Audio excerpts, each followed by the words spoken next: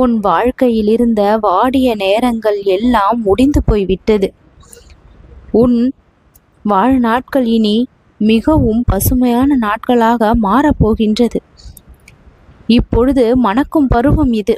கோடை காலம் வந்தால் பூக்கள் வாடும், ஆனால் மழை காலம் வந்தால் அதே தோட்டம் மனம் வீசும் அல்லவா? அதுபோலதான் இப்பொழுது உன் வாழ்வில் இருந்த வறுமை காலம் முடிந்து செழிப்பான காலம், பசுமையான காலம், நல்ல காலம் ஆரம்பமானது. என் கரத்தை தொட்ட இந்த நொடி முதல் உன் வாழ்வில் இருந்த இருள் அகற்றப்பட்டு விட்டது. நேற்றைய தினம் சோர்வாக இருந்தாய். இன்றைய தினத்திலிருந்து நீ புத்துணர்ச்சியோடு உற்சாகத்தோடு உன்னுடைய கடமைகளை செய்து அதற்கான பலனையும் பெற்றுக்கொள்வாய். ஒவ்வொரு தோல்வியிலும் இந்த வாழ்க்கை நமக்கு என்ன கொடுக்கின்றது என்பதை நாம் யோசித்து பார்க்க வேண்டும். நம்மால் முடியாது என்று ஒரு விஷயத்தை விடும் பொழுது ஏன் இன்னும் ஒரு முறை முயற்சி செய்து பார்க்கக்கூடாது என்ற எண்ணம் தோன்றி அதை முழு கவனத்தோடு செய்து வெற்றி பெறும் வாய்ப்பை எல்லாம் இனிமேல் நீ பெற்றிடுவாய். எந்த இடத்தில் நீ அழுதாயோ, சோர்ந்து போய் நின்றாயோ, நமக்கானது இல்லையே என்று விலகி நின்றாயோ, இப்பொழுது உன்னுடைய அன்பை, பாசத்தை புரிந்து, உன் நேசத்தை தெரிந்து கொண்டு, உன்னிடம் இருக்கக்கூடிய அந்த உண்மையான குணத்தை அறிந்து மீண்டும் வந்து சேரக்கூடிய வாய்ப்பு அதிகமாக இருக்கின்றது. நிழல் போல உன்னை பின்தொடரும் சில நினைவுகள் நிஜத்தில் நடந்தால் எவ்வளவு அழகாக மாறும் உன் வாழ்க்கை என்று யோசித்து பார்த்திருக்கின்றாய் அல்லவா? இப்பொழுது அந்த தருணத்தை நீ நெருங்கிவிட்டாய். கனவாக இருந்த விஷயங்கள் எல்லாம் நிஜத்தில் நடந்து உன்னுடைய மனதை முழுவதுமாக ஆச்சரியத்தில் மூழ்க வைக்கும் நேரம் இப்பொழுது வந்திருக்கின்றது.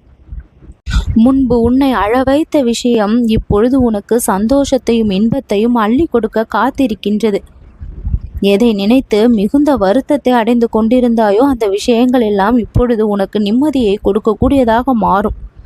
இதற்கு முதன்மையான காரணம், நான் என் கரத்தை நீட்டினேன், அது உன் கண்களில் பட்டு என்னுடைய ஆசிர்வாதத்தை அதை தொட்டு வணங்கி நீ பெற்று விட்டாய் என்பதுதான். நான் உன்னை இன்று தினம் வரை வழிநடத்துகின்றேன் என்றால் அதற்கு முக்கியமான காரணம், முன் பிறவியில் நீ செய்த புண்ணியங்களும் நீ என்னை குருவாக தேர்ந்தெடுத்து முன்பிறவியில் இருந்தே வணங்கி வருகின்ற பாக்கியமும் தான். இப்பிறவி வரை அது தொடர்ந்து கொண்டேதான் இருக்கின்றது. இனி எத்தனை பிறவி எடுத்தாலும் நீ என்னை வணங்குவாய். நீ காத்திருந்த விஷயங்கள் நடக்காமல் போய்விடுமோ என்று பயத்தோடையே ஏன் இருக்கின்றாய்? அது நடக்கும் என்று நம்பு. என் பக்தியின் காரணமாக நான் உனக்கு அதை செய்து கொடுப்பேன் என்று முழுமையான நம்பிக்கையை இந்த பாபாவின் மீது வை. நீ காத்திருக்கும் விஷயத்தின் மீது நம்பிக்கை இல்லை என்றால் பாபாவின் மீது நம்பிக்கை இல்லை என்பதற்கு சமமாகிவிடும் அல்லவா? நல்ல எண்ணங்களோடு இருக்கும் உனக்கு, உண்மையை நேசிக்கும் உனக்கு, நல்ல நல்ல விஷயங்களை பரப்ப நினைக்கும் உனக்கு எல்லா நாளும் நான் அருள் செய்து கொண்டு உன்னை காப்பாற்றுவேன். உன்னுடைய வாழ்க்கை எப்பொழுதும் கலங்கி நிற்காமல் என் கரத்தால் காக்கப்படும் என்பதை இப்பொழுது தெளிவுபடுத்தி உன் கண்களில் இருந்து அந்த வரக்கூடிய கண்ணீரை ஆனந்த கண்ணீராக மாற்றும் வரை நான் ஓய மாட்டேன். உனக்கானதை நான் செய்து கொடுக்கும் வரை எனக்கு தூக்கம் இல்லை. தூங்காத இரவுகள் உனக்கு எத்தனை இருக்கின்றது? எத்தனை விடியலில் நீ அழுதிருப்பாய்? இதையெல்லாம் பார்த்தும் உன் வாழ்விற்கான நன்மையை நான் செய்து தராமல் உன்னை காக்க வைப்பேனா என்ன?